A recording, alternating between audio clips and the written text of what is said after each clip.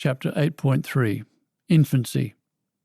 The genus are early ape ancestors, including Ardipithecus, 12 to 4 million years ago.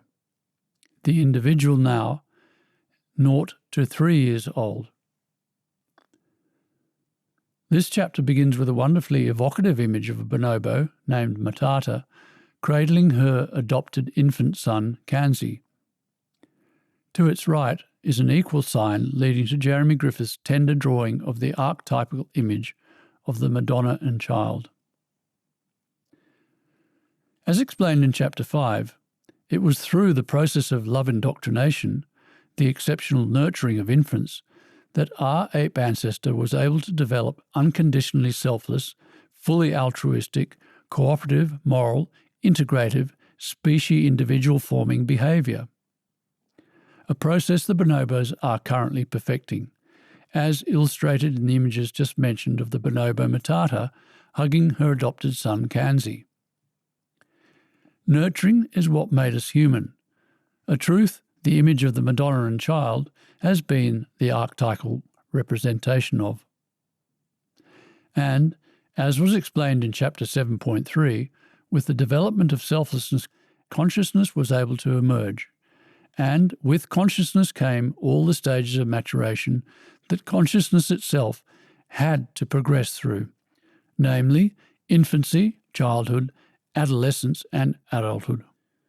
It should be mentioned that while the main stages of maturation in non-human species are generally described as infancy, then adolescence, when individuals are on the threshold of sexual maturity, and finally the sexual maturity of adulthood, in the case of fully conscious humans, our stages of maturation involve a psychological journey. So our stages of maturation, from infancy to childhood, adolescence and finally adulthood, are fundamentally different to the infancy, adolescence and adulthood stages of other species. As stated, the first stage of infancy occurs when humans become sufficiently conscious, sufficiently aware of cause and effect, to realise that I exist. It is when we realise that we are the centre of constantly changing experiences. This emerging consciousness and resulting self-awareness is apparent in bonobos, who are the most intelligent of all non-human primates. Indeed, some of that intelligence is apparent in Matata's expression. Yes, as was explained and evidenced in paragraphs 426 to 429 and 693 to 694, bonobos are the most intelligent of all the great apes, and everything seems to indicate that Chim, a bonobo, was extremely intelligent. His surprising alertness and interest in things about him bore fruit in action, for he was constantly imitating the acts of his human companions and testing all objects. He rapidly profited by his experiences. Never have I seen man or beast take greater satisfaction in showing off than did little Chim. The contrast in intellectual qualities between him and his female companion, a chimpanzee, may briefly, if not entirely adequately, be described by the term opposites. And it's like being with 9 2.5-year-olds all day. She, zookeeper Barbara Bell, says, "They're extremely intelligent. They understand a couple of hundred words," she says. "They listen very attentively, and they'll often eavesdrop. If I'm discussing with the staff which bonobos to separate into smaller groups, if they like the plan, they'll line up in the order they just heard discussed. If they don't like the plan, they'll just line up the way they want. They also love to tease me a lot," she says. "Like during training, if I were to ask for their left foot, they'll give me their right and laugh and laugh and laugh. But what really blows me away is their ability to understand a situation entirely." As was explained in detail in Chapter 5.5, recently published reports on the infantman fossils, Sahelanthropus, Auroran, and Ardipithecus, provide powerful validation of the love indoctrination process, and also confirm that infantmen closely resemble bonobos in many important respects. To briefly reiterate, there are, as has been emphasised, three main requirements for the nurturing of infants' love indoctrination process to take place: upright walking, or bipedalism, ideal nursery conditions, and the presence and influence of more maternal mothers. And these fossil discoveries now show that at least as far back as 7 million years ago, our ancestors were adapted to walking upright, as are bonobos, who walk upright more often than any other non-human primate.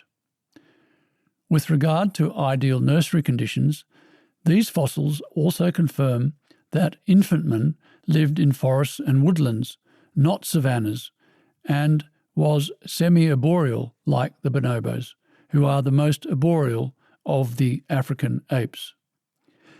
Importantly, with regard to the need for more maternal mothers, it was also described in Chapter 5.5 that the fossil record now strongly suggests that infantmen lived in a cooperative society that was characterised by female sexual selection for less aggressive males, indicating a matriarchal society, which is consistent with a society where the raising of infants had become the central focus, as it is with bonobos.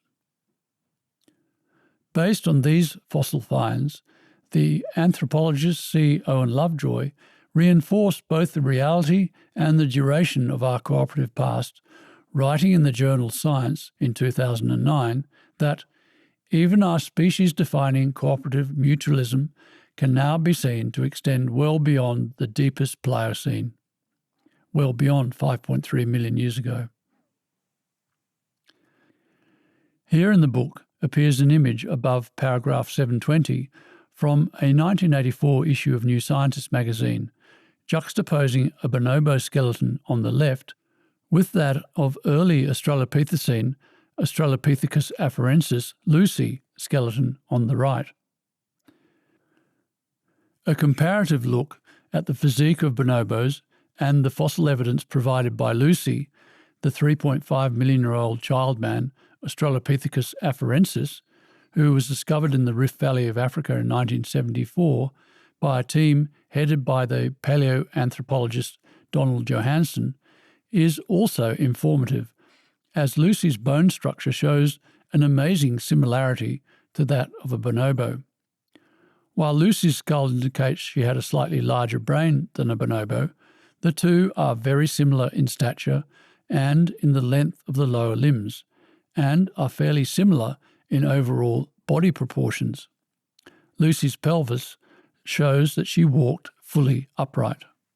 The pelvis of a bonobo, while not quite as adapted to bipedalism or upright walking as Lucy's, is significantly more adapted than that of a chimpanzee.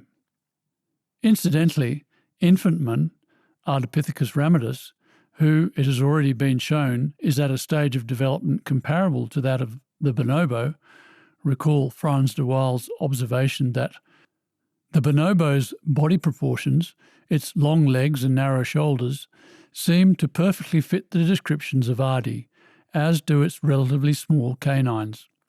Has a brain volume measuring between 300 and 350 cubic centimetres, which is the same size as a bonobo. In summary, the fossil record is now providing clear evidence that love indoctrination had been established in infantmen at least as far back as 7 million years ago. And this time frame will no doubt increase as more fossils emerge. The fossils also evidence that in bonobos, the most conscious and intelligent of the great apes, we have a living comparison of our infantman ancestor on the verge of childman. At this point in the audiobook, listeners are encouraged to view the powerfully descriptive and emotive drawings by Jeremy Griffith that accompany the various stages of maturation that follow.